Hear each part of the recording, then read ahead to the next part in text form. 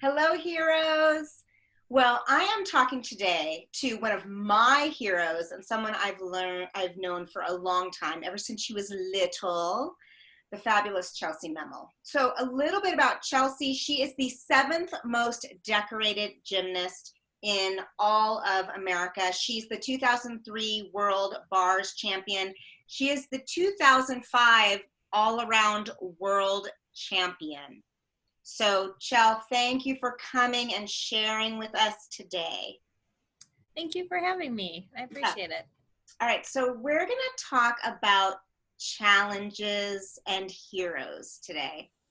So, first of all, who are some of your biggest heroes that have inspired you along the way? Two of my biggest heroes were my parents.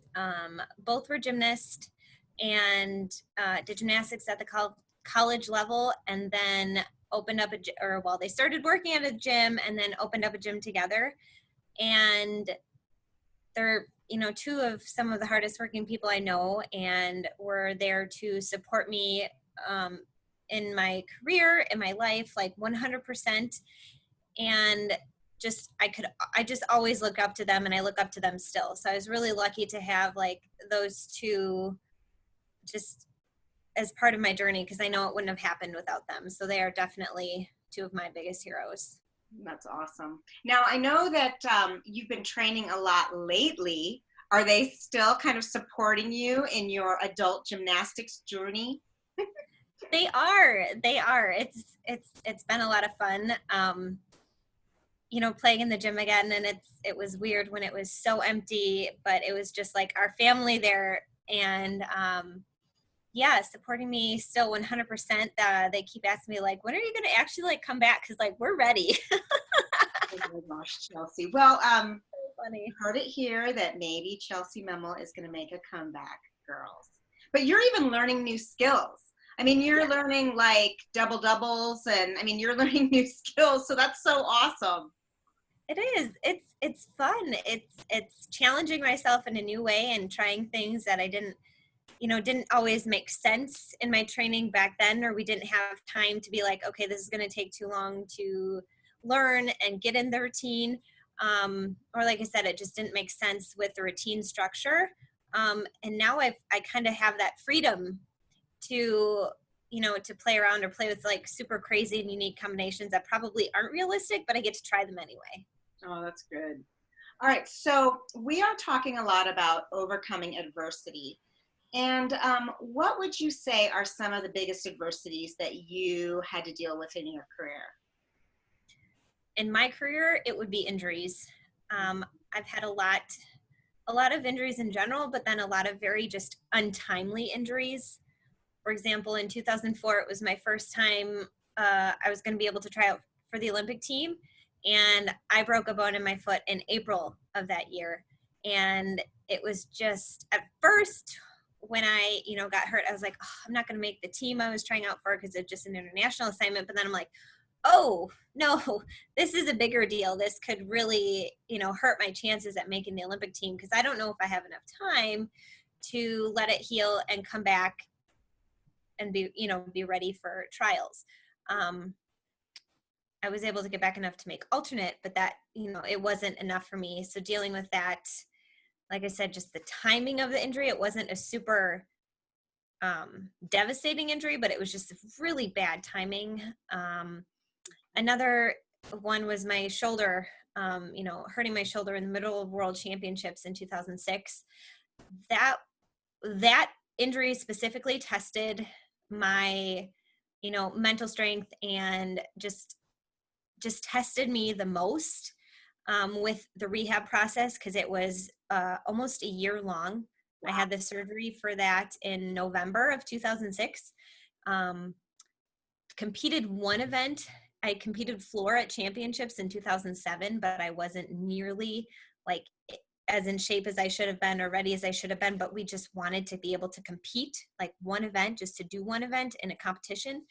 And then I didn't compete all around again, still not at full strength, a whole year later, November of 2007. So that was the injury. Like I said, it took the most for me to come back from. It was the hardest, and it was, I wasn't always in the best place mentally because it was just so frustrating not being able to do everything. Yeah. What tools did you use, do you feel like, to help you deal with all of that adversity? I mean, definitely through your injuries, and what tools do you feel like were the most important to you to help you push through? So for me, a lot of it was ultimately remembering why I do gymnastics, because I loved it, Hmm. and what my goals were. What did I still want to accomplish?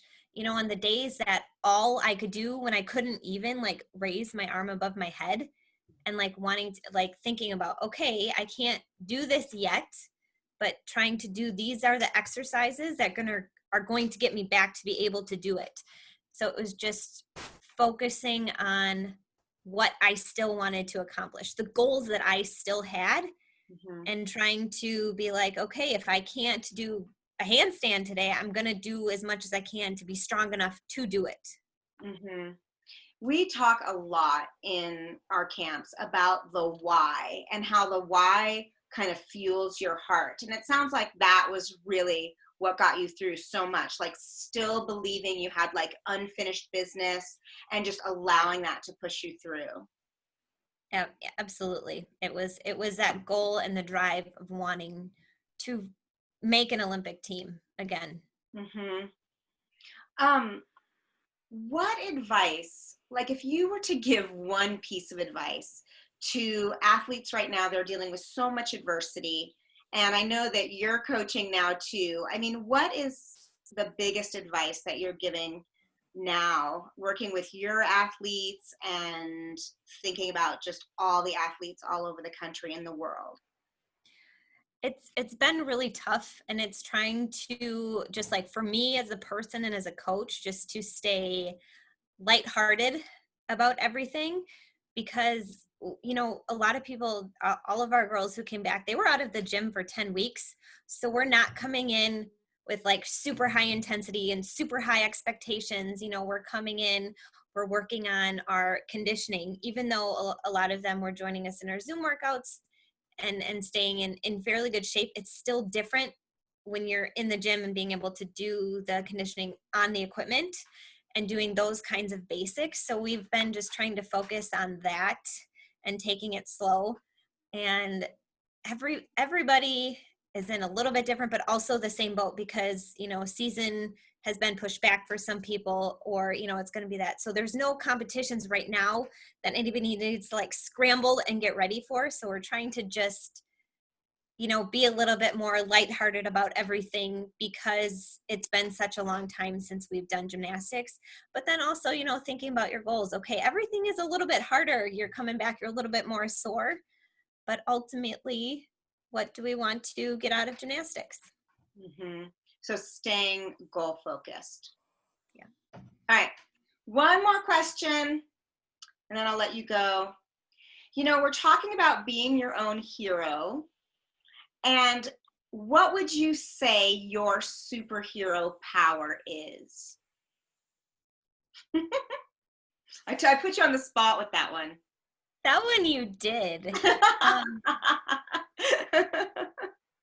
Um, I'm trying to think. For me, I'm genuinely a pretty positive person, and I have a good outlook on things.